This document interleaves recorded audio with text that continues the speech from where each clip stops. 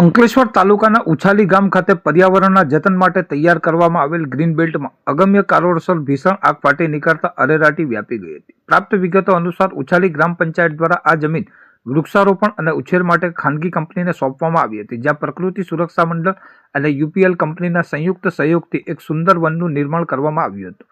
પ્રકૃતિ પ્રેમીઓ દર વર્ષે વિશ્વ પર્યાવરણ દિવસ નિમિત્તે અહીં ઉત્સાહભેર વૃક્ષારોપણ કરતા હતા અને છોડના રક્ષણ માટે કંપની દ્વારા કાટાળી તારની વાડ તેમજ આધુનિક સિંચાઈ વ્યવસ્થા પણ ઊભી કરવામાં આવી હતી.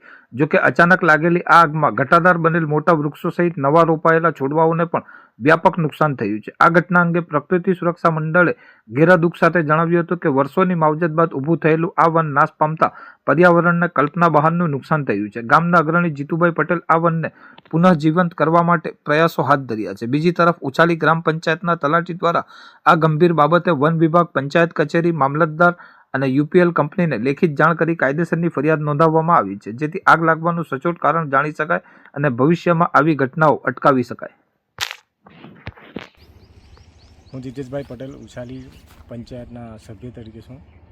અમારા ગામમાં ગૌચરમાં જે વનીકરણ કરવામાં આવેલું યુપીએલમાંથી તેમાં આગ લાગેલી છે, તો તેનો પંચાયત અને જવાબ પણ કરેલો છે અને ટીડીઓ સાહેબ અને મામલતદાર સાહેબને રિપોર્ટ પણ કરી આપેલો છે.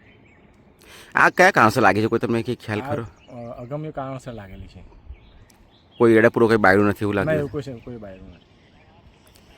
અને જીવન કરવા માટે તમે શું પ્રયાસો કરવાના છો? જીવન કરવા માટે અમે પાણી ને એનો પ્રયત્ન કરી રહેલા છે.